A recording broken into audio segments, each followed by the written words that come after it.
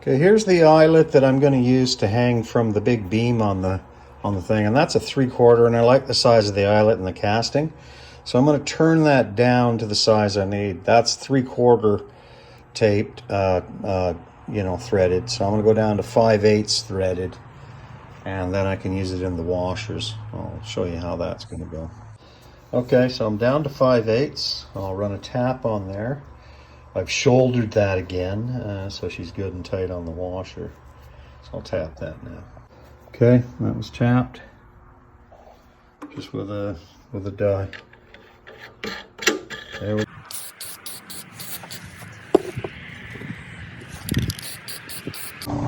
Okay, I'm up on the gable end here because we're going to start trimming this out. And last night I put that in the baker.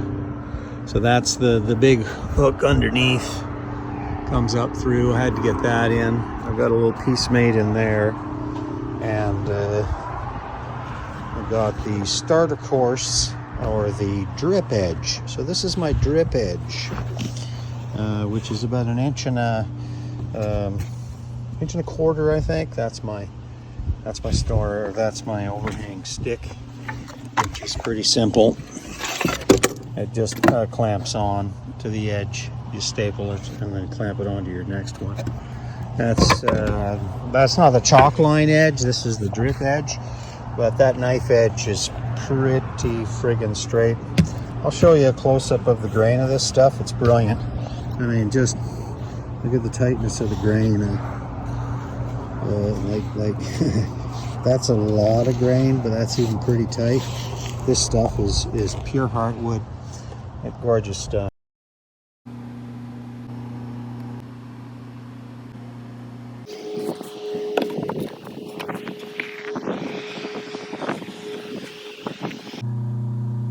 Okay, I'm running my starter course. Of course, they were out of real starter course for the Gaff architectural shingles, so I'm using 3-tab upside down, which is typical. Also using 1-inch nails on the ridge, on the gable ends, because we've only got 1-inch decking there and we don't want to nail all the way through. Also, I'm running a uterus mastic, which is, of course, compatible with blueskin. And we're running a continuous bead. See that? And that's because we got gaps in between here, so water can get past a full bead of mastic. The architectural shingle has a mastic that is at its front edge, and we'll still do a couple tabs of that on our first course, and that'll give us lots of good wind uplift resistance. Okay, and so that is on a chalk line now. And so here's what we got for the underside. It looks fantastic. You're going to be able to see that from the interior of the building. I think that looks cool, and it's definitely going to get the water from migrating back into here, and I'll actually show that when it rains again in a couple days. We'll come up and take a look at it.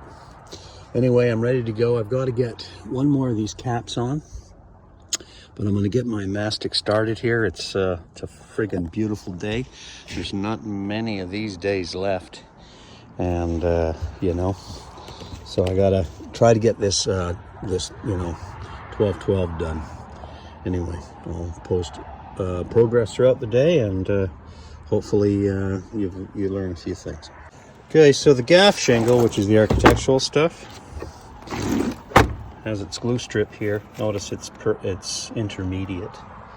Now, once again, we've got a glue strip here. Generally what you do is you cut these in half, the 3 tabs, but I don't have nailing surface because of the knife edge, so I have to get my shingle up high anyway. So that's why we're doing this technique. Once again, water can escape through here. We're only doing this front edge as a high winds. That's going to make that whole thing a sandwich and quite rigid. Okay, so we've glued that down. Now we're gluing this down, and that's, obviously I'm offsetting my joints. Okay, and using the 1-inch nails at the end. What you doing there, Jack? You ever heard of a guy guy named Fred Dibnah? The steeplejack? Yeah, from England there. He was on the PBS series there. He used to climb up smokestacks. Yeah, and disassemble them. Yeah. And set up staging around the very top. And I mean, these things were 400 feet high. An amazing man. Died. Did a tour of all the places, was into steam engines and that sort of thing. Anyway, I feel a little bit like Fred today, setting up my staging here to finish this roof. And of course I lifted this all up here just like Fred did. Well, so this one's cheers to Fred. Thanks for asking, Nick.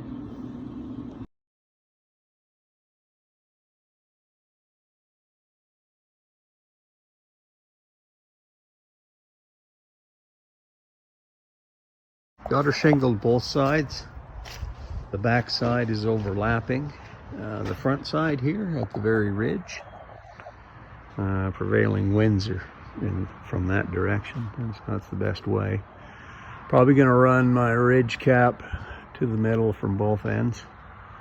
And I'm not looking forward to straddling that. This old man's legs don't stretch that much, but it is only about 16 feet.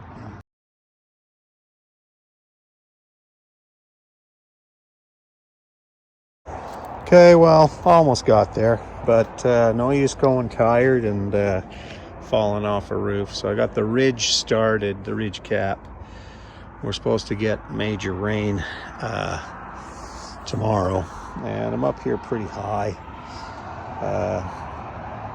You know, you can see I'm at the height of that other building.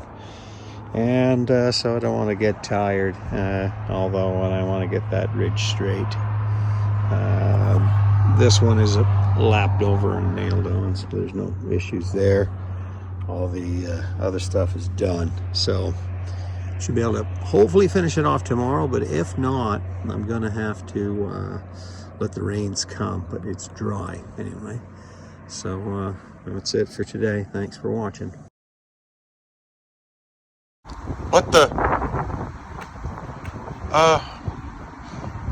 What you doing there, Jack?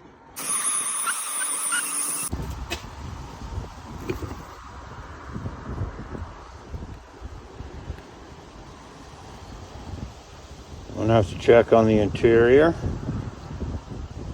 These are 12-inch bolts. I do have some 20s, and so I can at least take the staging down and be off of this roof. It's all beautifully painted in. Ridge is all on,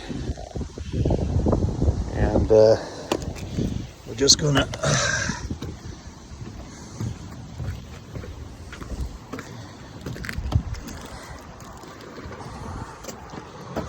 get my last washer in place here. Okay, so that's the gable end work. You can see I don't know if you can really see that. The light's getting pretty bad. Hand hammered 3/8 inch thick washers, pounded and textured to 1/4 inch edges. There's still a few to bolt on down in here, but I just want to get this staging down, which is well, it's actually pretty decent. 2x12s cantilevered off of this roof deck and walk on. Of course, I could hang on to the roof while I'm doing it, but it's going to be nice to be off this roof. It's raining right now, so I think I'll get down, but check it out from the interior side. Thanks for watching. Okay, doesn't appear to be any issues. Got enough to bolt through on that one, and this is the thicker gable. That one's the same. There's no issues of it coming through. So if you remember, I've got a 4x6 straddling the top plates, mortised and tenoned into this, pinned, glued, and that's locked onto that. It's also tied up at the top, so that ridge should pull pretty decent, and so I'm pretty happy.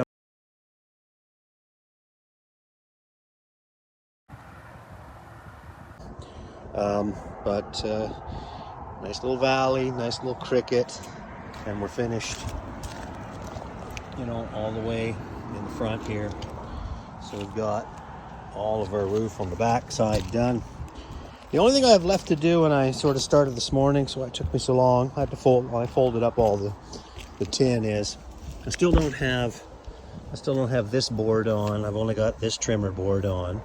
So we got to do that, and then I'll have to scissor this back because this existing roof isn't hanging over enough for the finish, but you know, and it's a little hard to cut in the cold. So I might wait till tomorrow afternoon, but I did mill those pieces up and finish them. So, Nick, I think you're dry, but we got rain coming on Saturday, and I guess we'll find out. Well, blue skin on top of the step flashing. That's a bit overkill, but remember, I don't have the siding on, and I don't know if I will make it. This will get me through the winter. Not too much to worry about here for UV protection. Okay, so I picked up some inexpensive slate, and that's going to become the base of my corner plinths. And so what has to be done here is I have to plow out enough room for cement board and a little bit of this, so that slightly sits proud, and I can attach that. Now these will be cut in half for the rest of the building. They're only going to come up 12 inches tall on these columns and on my other plinth bases. But then around the rest of the building, it'll only be 6 inches tall, and the shingle will overlap that, right? So it'll look something like that, right? Our shingle will come down and overlap that. So anyway, it's a nice detail. I'm going to see if it works. I have a good idea that it may. Inexpensive. This stuff, California gold. I think it's cheap. It'd be $3.50 a square foot. And slate is good for outdoors. I mean, they made roofs with it, right? So anyway, just the right amount of texture. I think the color's very good with what I'm doing with the burgundy and the gray. It's just classic. Thanks for watching. Can you believe this weather? So I've got my starter course, which took a long time because remember I had to cut these from the recycled shingle. So that's my drip edge, right? That's my beautiful, beautiful drip edge. So now I'm going to lay this shingle. I've got that one done and that one done. If I can get this one done, man. And I'm in a t-shirt. Can you believe it? Look at all the leaves are off the trees down there. At any rate, we're coming around this corner. It's about as far as I'm going to get today. I've almost got her beat. We still got to tidy up into here. I got to get up to the top, but not too bad. Got my nice overhang here. It's looking pretty good. Well, what do you think? There's Nick working in the blacksmith shop, eh? Making stuff.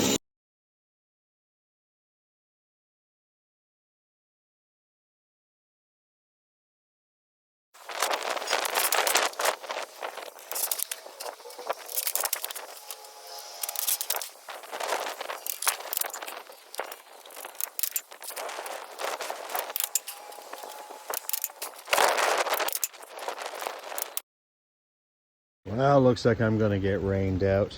Anyway, we got this corner done. So I do put a little bit of mastic in my inside corner. Some might disagree with it, but I've never had a failure, so I didn't look for another way.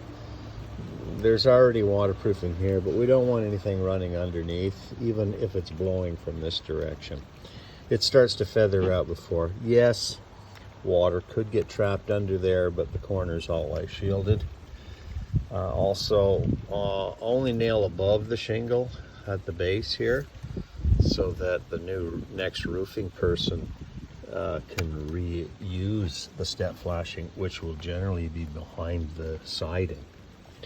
And so if you nail it in such a way that it makes it impossible for them to use, or destroy it. You know, a little bar can lift that up. We nail up high here, and that's basically it. And get around the corner here. So I'm probably not going to put a flashing here. I'm going to mismastic that in because I don't like the look. Okay, both ends meeting here in an area I can't see. Both ends. Forgot to mention that the first one always has two. You nail one down like a starter course and then put another one on top. Gives you a double layer at the end. Makes for a nice detail. Makes for a nice little thick one. Okay, so I've got this one cut. So you do another one over top of that. That's going to cover that seam. Then this one will cover that seam. We face nail it. Put a little caulking on it. You won't see it. That's how you do it. At least that's how I do it. Thanks for watching. Okay, the entire roof's done. Well, just a second here. If that was, I'm telling that to my wife. She goes, done, done. And I go, well, it's not done, done. I've still got this part. But it's pretty much done.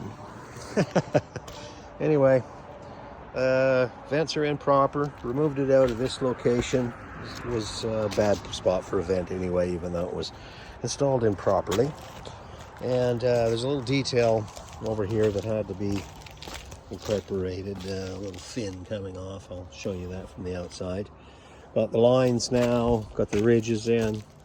I've got all the nail holes spacked up or caulked up.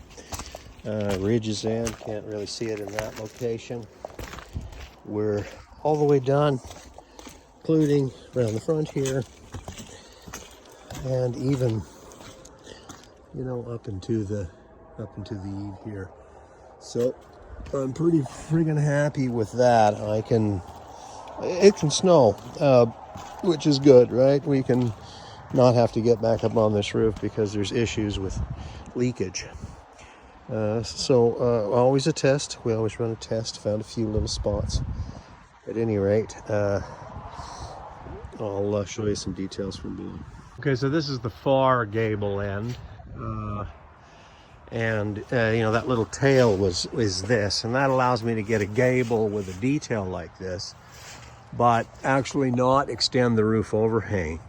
My roof overhang is only allowed to there because of the property line, and that is the setback. So I'm trying to appease that. Also, there'll be a set of stairs coming up here to the veranda, and I don't want the roof, you know, that much overhang. So that's going to have a soffit detail, and the set of stairs will come up here onto the veranda. Still have the tower, and that's what I'm starting next. I've got the month of November to build that tower. So I think that'll set it off. There's still a little grill that'll do after a couple big jobs that I have to finish up, but I'm pretty happy we got it dry. And I'm really happy that I accomplished this by my lonesome with perhaps 5 hours help from Nick as the only person I'll coast. I did have 2 volunteers, and I appreciate those ones. Anyway, thank you very much for following along. Let's see what the tower looks like. And so this is the salvage from the offcuts. So it's a little cleaner. And this is going to be stained an orange, pumpkin orange. Sorry, I haven't posted much lately, but I've been processing the shingle.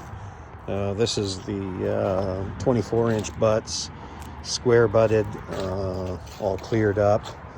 And they're in bundles of 16 square feet. So I have at least know what the areas are. And so I'm pretty happy with that. I'll pack that away. At least I know what my patterns are capable of, because obviously you can't buy that anymore. Isn't it lovely? Look how tight that stuff is. Anyway, anxious to see that on my building. So here is the other rest of the material that still has left to be processed. So they start off as 24-inch. And I'm cutting them off at 12 and then using the upper section to double my space. There are 16-inch, which is the standard, that I'll use as my starter course at the base. And that's about the volume I have there, so that's good. That's a 16. Also have one package of, I don't know what that is. That's maybe 16 inches wide, quartersawn, pure heartwood, the whole stack there. I'll perhaps add a pattern in something with that. That's just too good to be true. And it's a real tight growth. That stuff just doesn't grow on trees, but there's still a good volume here. So I should have enough. Well, I'll show you what I'm going to do. Okay, so the weathered shingle is definitely have enough to cover the front, but the front here is lots of windows, door openings, so there's not a lot on the front. The next visual side is this one, and I do have enough guaranteed with a 5-inch exposure, not your typical 7.5. And that should include the little tiny section up in here and the little bit that's going to be under this gable. All of the windows will be all painted out and millwork, so there isn't really any shingle there. Now hopefully I have enough to do this side, but I don't believe I do in, of course, the weathered.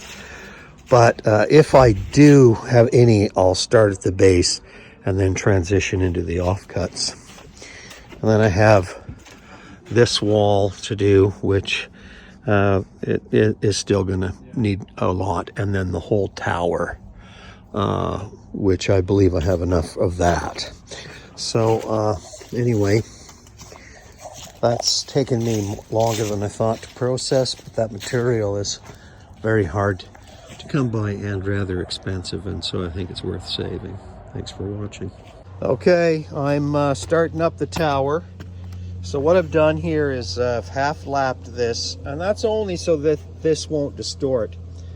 This is sitting on top of what I've built onto the sort of the plumb or the level base, so that I can build the rest of the tower in the shop.